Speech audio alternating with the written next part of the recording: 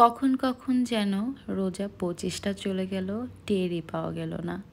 তো যাই হোক, ফ্যামিলির সাথে ইফতার করা হয়নি, তাই ভাবলাম রোজা তো প্রায় শেষ হয়ে যাচ্ছে, তো ফ্যামিলির সাথে তো ইফতার করা অবশ্যই দরকার। তো আমি রাতের বেলা কিছু কিছু জিনিস ম্যানেজ করে রাখছিলাম, মানে যেমন বেরেস্তা করে রাখছিলাম, আর আমি রসুন পেস্ট করব, আর আমার বেরেস্তাটা করা হয়ে গেছে। তো আমি যেটা করব, ইফতারে আমি এবার নর্মাল ছোলা ভাজি এসব কিছুই করব না। আমার হঠাৎ করে ইচ্ছে করলো আমি হায়দ্রাবাদি বিফ দম বিরিয়ানি বানাবো। তো আমি বিফগুলো ম্যারিনেট করে রেখে দিব সারা রাত। দম বিরিয়ানিতে ম্যারিনেট করে রাখতে হয় অনেক টাইম পর্যন্ত, যেহেতু এখন রমজানের মাস, সেহরি করে ঘুমাতে ঘুমাতে ঘুম থেকে উঠতে একটু লেট হয়ে যায়, তাই আমি রাতের বেলায় মাংসগুলোকে ম্যারিনেট করে রাখলাম। আর এদিকে হচ্ছে গাজর আর আলু সেদ্ধ করতে দিয়েছি, এগুলো আমি পরে সটে করে নিব, এটা জাস্ট ডেকোরেশনের জন্য অল্প করে। আর এখানে দুধ জাল দিচ্ছি। সকালবেলা ঘুম থেকে উঠেই 12টা বাজে আমি বিরিয়ানিটা বসানোর জন্য আগে মাংসটা দিয়ে দিলাম, এরপর হাফ সেদ্ধ করা চালটা দিয়ে দিলাম মাংসের উপরে, এরপর এখানে এর উপর দিয়ে দিলাম বেরেস্তা। এখানে কিন্তু আমি চালের একটা লেয়ার দিয়েছি, উপরে আরেকটা লেয়ার দিব। তো বেরেস্তা দেওয়ার পর এখানে আমি ফ্লেভারের জন্য দিয়ে দিলাম কিছু গোটা গোটা কাঁচামরিচ, আর দিয়ে দিলাম বাদামের পাউডার। বাদামের পাউডারগুলো আমি বাসায় করেছি ব্লেন্ডারে, এখানে কাজু বাদাম আর পেস্তা বাদাম আছে, সাথে আরও যা যা লাগে ঘি দুধ সব কিছু মিক্স করে এদিকে আমি ময়দাটা ডো বানিয়ে নিচ্ছি, যাতে আমি এটা চারপাশে লাগিয়ে দিতে পারি।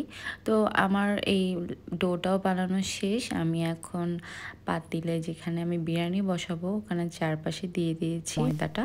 তারপর বিসমিল্লাহ বলে চুলায় বসিয়ে দিলাম, জানি না রোজা রেখে কেমন হয়। তো নিসাকে আমি একটু আর্লি আসতে বলেছি, কারণ আমি বিরিয়ানিটা ঠিক 4টা বা 4:30 করে খুলবো, কারণ আজকে আমি আমাদের বিল্ডিংয়ের ওনার আর আমার যে প্রতিবেশী আছে ওদেরকে আমি ইফতার দিব। এই যে দেখো আমরা সেম সেম চেইন পরেছি, ওয়াও সুন্দর লাগতেছে। এই যে ফাইনালি খালামণি বিরিয়ানি খুলতেছে। নাম বলো, নাম বলো। হায়দ্রাবাদি বিফ দম বিরিয়ানি। ঠিক আছে, আমরা ইফতারে এটা আজকে টেস্ট করব। আমি জানি না রোজা রেখে আমি কি বানাইছি, মজা হবে ইনশাল্লাহ। কাজ ছিল এই জন্য এভাবে খুলে দিলি। বিসমিল্লাহ। ওয়াও, কি সুন্দর গন্ধ আসতেছে। তো আমি দেখলাম বিরিয়ানিটা এখনও পর্যন্ত একটু পানি পানি আছে, তো আমি এটাকে একটু উল্টে পাল্টে দিলাম যাতে এগুলো ভালো করে মাংসের সাথে পোলাওটা মিক্স হয়ে যায়। আর আমি এটাকে আরও কিছুক্ষণ চুলায় দমে রাখবো। তো আমার বিরিয়ানিটা হয়ে গেছে, আমি এখন একটা বাটিতে সাজিয়ে নিয়েছি। এই প্লেটটা আমি আমাদের যে বাড়িওয়ালা আছে ওনাদেরকে দিব। মাংস শুকো দেখি না কেন, 4 কেজি মাংস দিচ্ছি। কয় কেজি? 4 কেজি। এই যে মাংস দেখা যাচ্ছে, মাংসের কালারটা বুঝে দিতেছে না। এই যে মাংস, এই যে মাংস, সব মাংস এগুলা মাংস মাংস মাংস বলতেছে যে মাংস দেখেন, এই যে মাংস, এই যে মাংসে মাংসে ভরা। এবার আমার সবচেয়ে পছন্দের পার্ট, সেটা হচ্ছে আমি বিরিয়ানিটা ডেকোরেশন করব। আমার মাথায় আগেই ছিল কিভাবে করব। ডালিম, এগুলাকে কেউ ফ্রেঞ্চ ফ্রাই মনে করবেন না, এগুলো হচ্ছে গাজর ভাজি। একটু পরে ফ্রেঞ্চ ফ্রাই দিবে, এই যে ফ্রেঞ্চ ফ্রাই, যেমন আমরা শেরে চাটকা থেকে এনে ফ্রেঞ্চ ফ্রাই, শেরে চাটকা ইন্সপায়ার্ড। ওকে, সালাদ দেওয়ার পর আমার ডেকোরেশনটা কমপ্লিট হলো, দেখতে খুবই কালারফুল আর সুন্দর লাগছে। তো কিছুক্ষণ ভিডিও করে তারপর আমি বাড়িওয়ালাদের কাছে দেওয়ার জন্য চলে গেলাম। যাচ্ছে।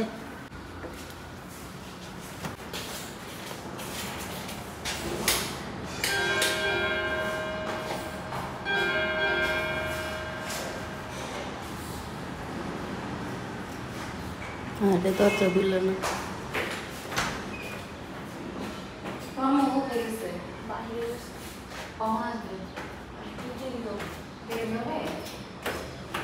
দি দাও না, ওকে রাখতে বলো, বা ওকে বলো প্লেটে রাখতে।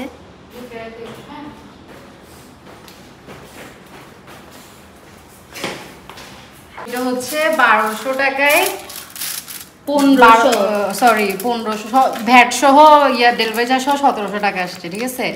1700 টাকায় 6 জনের ছিল খানা। আর আমি মনে হয় গতকাল রাতে বের হয়ে চাল কিনছি, তারপর মাংস আমার ফ্রিজে ছিল, মশলা টশলা কিনছি, এটা সেটা কিনছি, কাবাবটা বানাইছি। আমার টোটাল 1200 টাকা খরচ হয়েছে। 1200 টাকা দিয়ে আমি 15 জন মানুষ খাচ্ছি। মাশাআল্লাহ মাশাআল্লাহ মাশাআল্লাহ। এই যে শেরচাটকে ইন্সপায়ার্ড সেম থালি। তারপর আমি আরেকটা থালি সাজাচ্ছি। এটা হচ্ছে আমাদের বিল্ডিংয়ের যে ল্যান্ড ওনার তাদের জন্য। তো নিসা আমাকে বারবার বলছিল যে তুমি বেশি বিরিয়ানি দিয়ে দিচ্ছ, আমরা কি খাবো? ওদের রিজিক অনেক ভালো, ওদের এখানে মাংস বেশি উঠতেছে। না না, আমাদের জন্য রাখিও। এই এসব বলে না, মাংসই মাংস।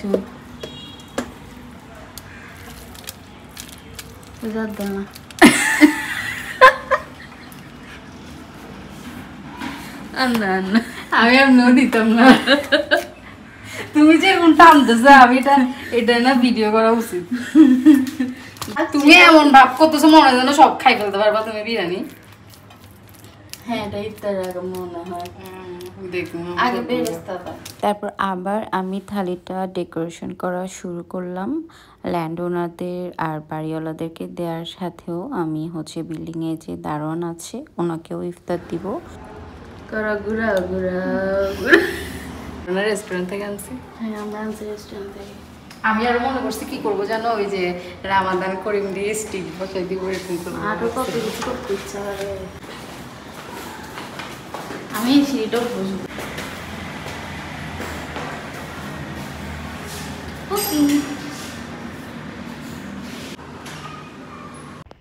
রমজান মাস যেহেতু শেষ, সবাই প্রায় শপিং করতে বাইরে গিয়েছে, বাসায় কাউকে আমি পাইনি।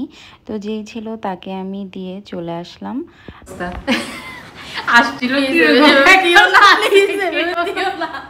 আমি তার আগে রেডিও তিমু আসছিল, ও আসার শটটা আমি নিতে ভুলে গিয়েছিলাম। আচ্ছা আসো আসো, হ্যাঁ আসো। রমাদান কারীম, ইফতারের দাওয়াত আসো।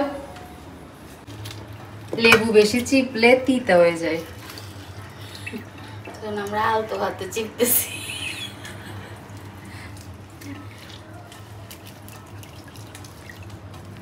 এবার আমাদের বিরিয়ানির সাথে সালাদ খাওয়ার জন্য নিসা আর তিমু আমাকে হেল্প করছিল।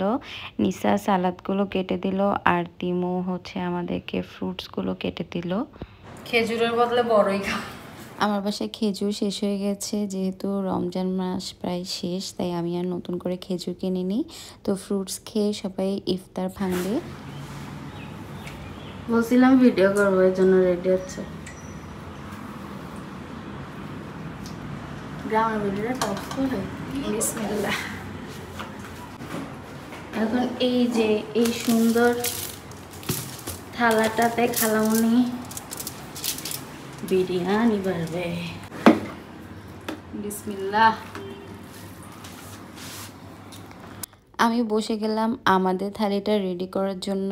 নিসা আমাকে নিয়ে মজা নিচ্ছিল যে আমি কাজের বেটি রহিমার মতো বসে বিরিয়ানিগুলো বেড়ে নিচ্ছি। তো আমাদের জন্য বিরিয়ানিগুলো নিয়ে এটাকে আমি আবার ডেকোরেশন করার জন্য টেবিলে চলে গেলাম। কত মাংস! আমার ওই মাংস অনেক বড় করতে সুন্দর করে চপ চপ চপ চপ কর। পুরো করতে ভালো বস। মানে এটা কোনো সাজাই না, এটা এখন সাজাই। গত বছর আমার বাসায় ইফতারের জন্য আমার ফ্যামিলি মেম্বার সহ প্রায় আমরা টোটাল 15-20 জনের মতো হয়েছিলাম। এবার আমরা অনেক কম, কারণ আসলে ফ্যামিলিরা সবাই একসাথে থাকা হয় না, কোনো না কোনো একটা ঝামেলা থেকেই যায়। তো যারা আছে তাদেরকে নিয়ে আজকে ইফতার সেরে নিব। বিরিয়ানিটা ডেকোরেশন করতে করতে এর মধ্যে আমার আপু আর ওর ছেলেরা চলে আসলো। আসছে লাখ সাহেবের বেটারা। কি রে এটা ডিমের কি হইছে সাথে ডিমের কি এটা মাহলাবিয়া বানাইছো বানাইছো না, এজন্য আমি বলি কেন কি রে তোমাদের কেন দেখো না এই তুমি আসছো তুমি এটা তোকে ভিডিও করতে বলছি আমার বিরিয়ানিটার আরেকটু ডেকোরেশন করা বাকি ছিল, তো সেটা কমপ্লিট করে আমরা সবাই বসে গেলাম ইফতার করতে। ইফতারের আর বেশি সময় বাকি নেই। গন্ধ পাচ্ছ? চশমাটা পর, চশমা পরে গন্ধ নিবে না চশমাটা পর একটু স্টাইল মার। সাবাস। না, সুন্দর হয়েছে এটা। কিছুক্ষণ পর আসলো তোরসা। সালাদটা একটু পরে টুসি। এখানে আমি ড্রিঙ্কস যেটা বানাচ্ছি, ফার্স্ট টাইম বানাচ্ছি, এটা আমার টোটালি পার্সোনাল এক্সপিরিয়েন্স। আমি এটা মিন্ট লেমন মোহিতো বানাচ্ছি। তো এখানে আমি মিন্ট লেমনগুলোকে একটা শরবতের মতো বানিয়ে তার সাথে একটু সোডা বা 7 আপ মিশিয়ে দিয়েছি। হয়ে গেল আমার মিন্ট লেমনের মোহিতো। আল্লাহ কখনো আজান দিবে। আজান দেওয়ার সময় হয়ে এসেছে। আমরা সবাই মিলে বসে দোয়া কালাম পড়ছি আর অপেক্ষা করছি ইফতারের জন্য। এই সময়টা আমার খুবই ভালো লাগে, জানি না কেন। আমি রান্না বান্না করতে জানলেও সার্ভ করতে কেন যেন আমার ভালো লাগে না। এটা কেন হয় আমি জানি না। তো আমি আপুকে বলছিলাম, আপু তুমি সবাইকে সার্ভ করে দিও। তো আপু সবাইকে সার্ভ করার সময় নিসা ওর প্লেটটা সবার আগে দিয়ে দিল। ও অনেক বেশি এক্সাইটেড আমি যে কোনো কিছু রান্না করলেই। কাবাব 2টা করে কিন্তু একজনের আমাকে বাবা একটা দিয়ে দাও। আন্ডেল এলো ফ্রেঞ্চ ফ্রাই নিব না। দিছে হায়দ্রাবাদি বিফ দাম বিরিয়ানি। হায়দ্রাবাদি বিফ দাম বিরিয়ানি।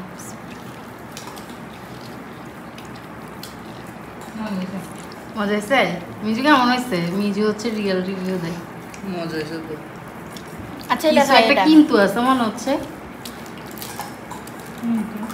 এটা অনেক মজা হয়েছে, এটা আমি জানি ভালো করে। এটার প্রতি আমার নজর সবার আগে ছিল। এটা মজা হবে আমি জানি, কারণ এটা আমি মিক্সারটা কালকে রাতেই রেডি করছি। মজা হয়েছে। শোনো মিজু, এটা আমার দোষ না, তোমার মুখের মধ্যে কি পড়ছে। তুমি খানা কেমন হয়েছে এটা না বলবো। মজা হয়েছে। তুমি বলো মাহবুদাস কিচেনের শেফ, সরি। মজা হয়েছে, তবে আর একটু ঝরঝরে কুক হলে হইতো? ভালো। হ্যাঁ, একটু ঝরঝরে হলে ভালো একটু। ও তো বলতেছে কুক হয় নাই, তুমি বলতেছো আরো ঝরঝরে করতে। হয়তো একটু আচ্ছা, রাতের মধ্যে হয়ে যাবে, সমস্যা নেই। তুমি বলো কেমন হয়েছে? তোমাদের থেকে রিভিউ নিয়ে লাভ নেই, তোমার যেমনই হোক না কেন তোমরা মজা বলো। বলো তো হ্যাঁ মজা হয়েছে। কি চাও? কি চাও মানে? রিভিউ চাই।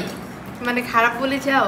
না না, মানে কখনোই মানে একটা জিনিস থাকে না যে একটা হইলেও খুদ বলবা, ওইটা কখনো বলো না তোমরা। মাংস ভালো নাই? যেমন এই যে নিসা বললো চালটা হয় নাই, তোমার কাছে মনে হচ্ছে চালটা হয় নাই? মনে হচ্ছে না? না দেখছো? না এমনি সত্যি। মানে শক্ত শক্ত লাগতেছে না? ওকে। ইফতার করার পর এবার যে যার মতো করে এক এক রুমে রেস্ট করছে। আর তোরসা মিজু ওরা সবাই বসে জওয়ান মুভিটা দেখছে নেটফ্লিক্সে। আর আমি এখান থেকে বের হয়ে দেখলাম অন্য একটা রুমে তিমু ঘুমাচ্ছে। তারপর আমি ওখান থেকে আমার বেডরুমে আসলাম। ভিডিও না আমি ভেবেছিলাম টুইঙ্কেল পুচুকে দেখে অনেক বেশি এক্সাইটেড হবে, বাট ওর মধ্যে কোনো এক্সাইটমেন্টই দেখলাম না। কিন্তু পুচু টুইঙ্কেলকে দেখে অনেক এক্সাইটেড ছিল। এগুলো হলো প্রচুর খানা। এটা হচ্ছে মামুদার কিচেনের স্পেশাল মালাবিয়া। ও বাদাম গুঁড়াও দিতে। সেটাই তো বলতেছি, এগুলো কি থাকে নাকি মালা বিয়েতে? তো সবাইকে ডাকো, আমরা রিভিউ নিব। তিম্মা, তোরসা, মিজু, উদয়। এই ইয়াম্মি ডেজার্টটা এনেছে আমার আপু, আই মিন মাহমুদাস কিচেনের শেফ। তো আমরা সবাই এটা রিভিউ দেওয়ার জন্য বসে গেলাম খেতে। এটার নাম হচ্ছে মাহালাবিয়া। তো মাহালাবিয়া দেখে আমাদের কিছু মেমোরি রিকল করলাম। আমরা একবার একটা বাসায় গিয়েছিলাম, আমাদেরকে আইসক্রিম মানে গলে গেলে যেমন হয় তেমন খেতে দিয়েছিল, যেটার নাম বলেছিল মাহালাবিয়া। খাই বলছে ওর রিভিউ নিব। মজা হয়েছে। আমি মাংসটা খাইছি না, এই জন্য খাই দিবি। দাও ওদেরকে দাও, কবে খাইছি কোনো টেস্ট একসাথে রিভিউ দিব আমরা। নাও আরেকটা বিসমিল্লাহ।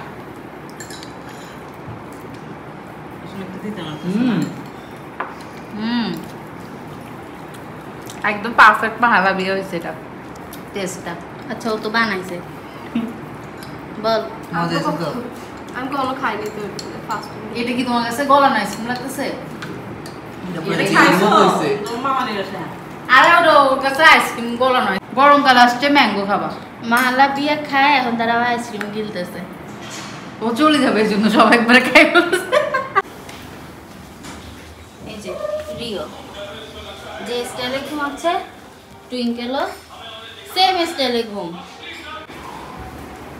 হ্যাঁ কালাম্মা আসার সময় অনেক সুন্দর লাগছিল আমাকে। এই যে খেয়েও যাচ্ছি নিয়েও যাচ্ছি। নোয়াখালীলা ফ্যাক্ট। আমাদের সবার গেট টুগেদার আর ইফতার করা শেষ, সবাই যে যার বাসায় চলে গেল, যেটা আমার সবচেয়ে খারাপ মুহূর্ত মনে হয়।